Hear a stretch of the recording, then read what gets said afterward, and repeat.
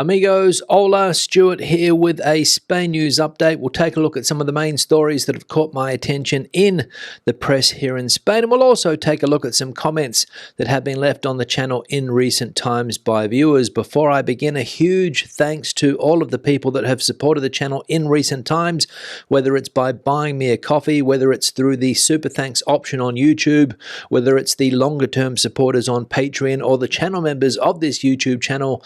Thank you very much for that support. Now, straight into the news. And as we know, Spain's economy is said to be booming at the moment. Various important press outlets around the world, the Financial Times, The Economist, for example, have lauded the Spanish economy, saying it is the best performing economy in Europe currently. And one of the reasons for the Spanish economy's success currently is immigration. As we can read here, Spain to gain 600,000 immigrants in 2025, boosting growth. Spain is set to register a net gain of around 600,000 immigrants this year, 50% more than initially forecast by the Independent Authority for Fiscal Responsibility. Earlier estimates suggested an increase of 400,000, but stronger than expected migration flows recorded by the National Statistics Institute have prompted a significant upward revision. According to AIReF, Spain's favourable economic conditions and robust labour market are attracting more foreign workers than anticipated.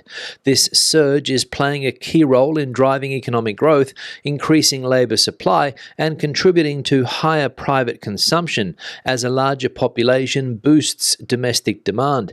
As a result, the AIReF has raised its growth forecast for Spain to 3%, aligning with other analysts' upward revisions. However, the organisation notes that private consumption per capita has yet to return to pre-pandemic levels, despite the overall increase in spending linked to the formation of around 190,000 new households by recent arrivals. So there we go, Spain's economy doing very, very well at the moment, and people are flocking to this country to take advantage of job creation. And 600,000 new arrivals in 2025, let's be honest about this, is a huge number and a lot more people than first anticipated, as we saw in that article. So we'll see how long Spain can hold on to this robust economy for, and hopefully mistakes of the past have been learnt and Spain's economy continues to grow. Second piece of news now, and yesterday, the 29th of October, was the one-year anniversary of the Dana tragedy here in Spain, the serious flooding that affected various parts of the country, namely Valencia, Castilla-La Mancha, and also some parts of Andalusia, and over 230 people losing their lives in those floods. A memorial service was celebrated yesterday, attended by the King and Queen of Spain, also other important politicians, and one politician attended, but let's say this person was not very welcome. As we can see here, families confront Valencian president at state funeral for flood victims. A state funeral held in Valencia for the victims of the devastating 29th of October flooding was marked by intense anger and confrontation. Families of the 229 people who died explicitly requested no contact with the Valencian regional president, Carlos Mazón, whom they accuse of negligence in managing the disaster.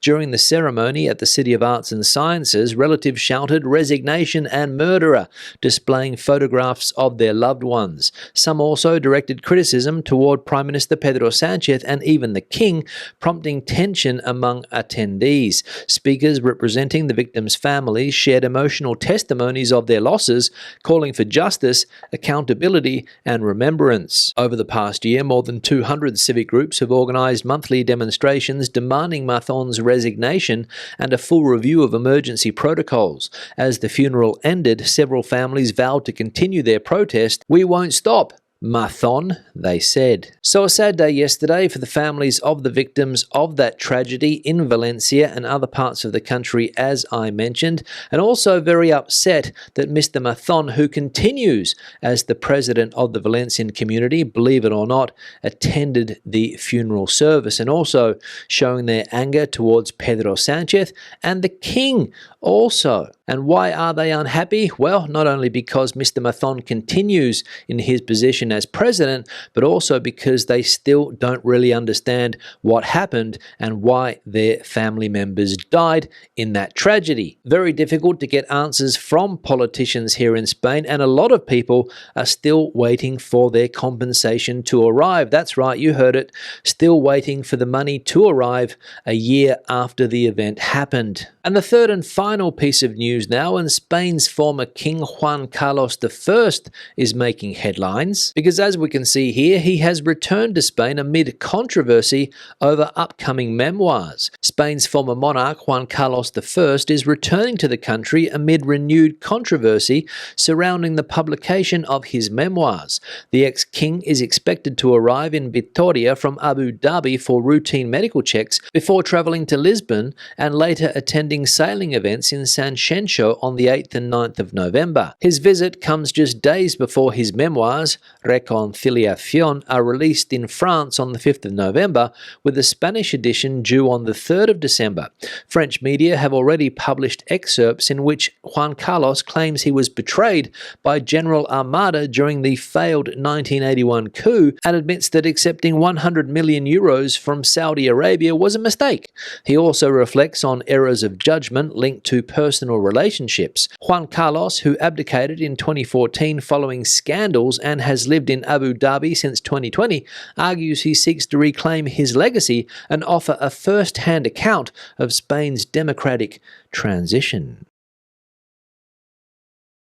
So former Spanish King Juan Carlos I, and let's be honest about this, a bit of a controversial king he turned out to be. A lot of people at the time thought he was the bee's knees, but things turned sour for him, and he was forced to leave the country, abdicated also, and headed to Abu Dhabi, where he has been living ever since. Pops back into Spain every now and again to go to the doctors, to attend sailing regattas, but that's about it. And as far as I know, there are no plans for Juan Carlos I to return to Spain to live out his final days. Now let's have a look at some comments that have been left on the channel in recent times by viewers. One here from Joseph: with all-inclusive resorts, you wear a bag, then it will allow you to go to any restaurant, bar, ice cream parlor, etc. inside resort free, and there are organized resort programs you can attend free or stay in resort poolside or beach to be served any cocktail, drink,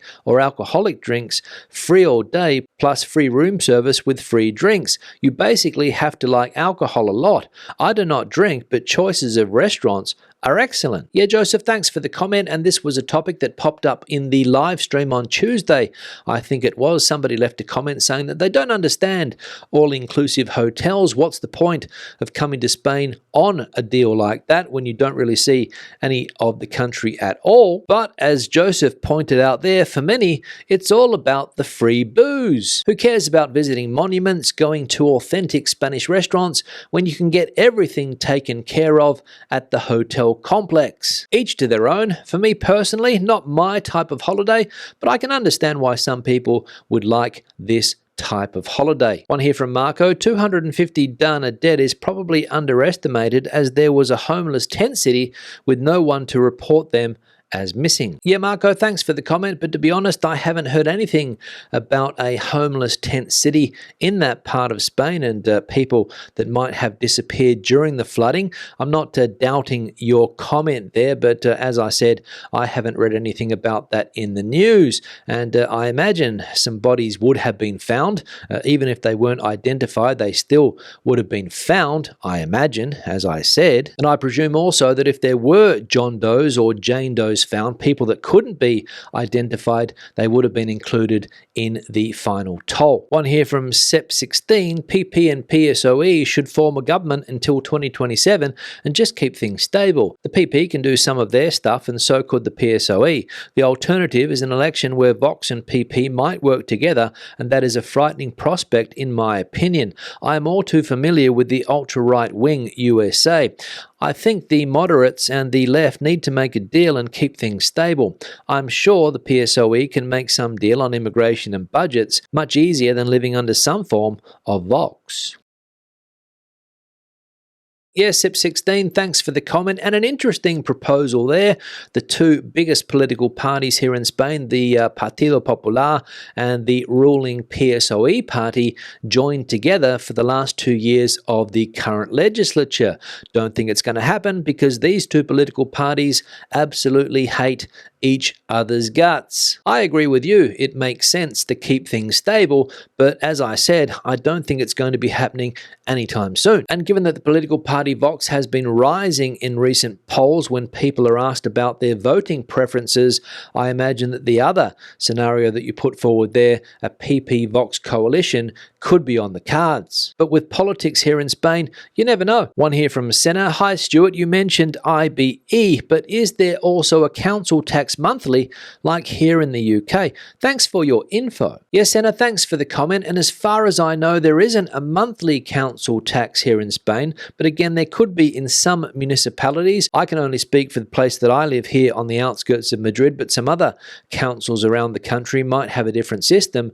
But here it is an annual tax that you can split into different payments if you run it through your bank account. And everything is included, I believe, the IBI housing tax. You've also got your rubbish tax thrown in there as well, and also what they call here the Vado tax, which means that you have a sign on your garage so that people don't park in front of it. You have to pay for that too. So as I said, not monthly payments, but split into 3 or 4 throughout the year. One here from Camino Teacher. My house was $26,000, including realtor and closing costs.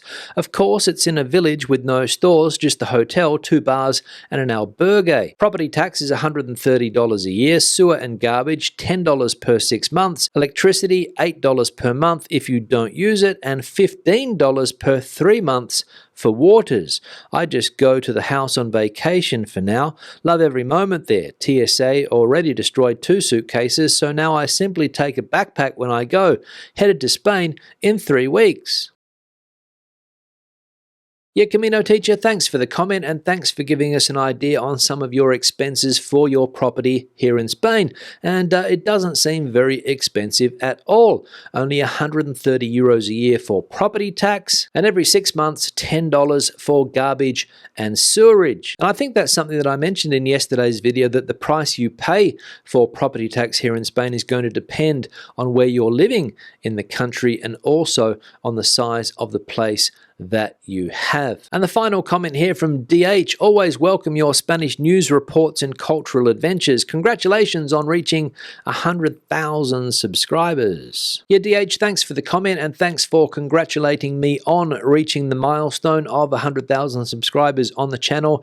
And for everybody else that said congratulations too, thank you very much for that. Yes, I have arrived at that figure. It's been a long time and we'll see how big this channel can get. Don't know how long I'm going to be doing it for, but maybe we'll get to the 120, 130, 140, maybe 150,000 subscribers. Who knows? Time will tell. On that note, I'm going to wrap the video up. Questions and comments, please leave them in the section below. If you have anything to add to the conversation today, please, the comment section is the place for you. Don't forget to subscribe to the channel and turn on notifications so that you never miss a video when I publish it. Until the next one, hasta luego from Spain.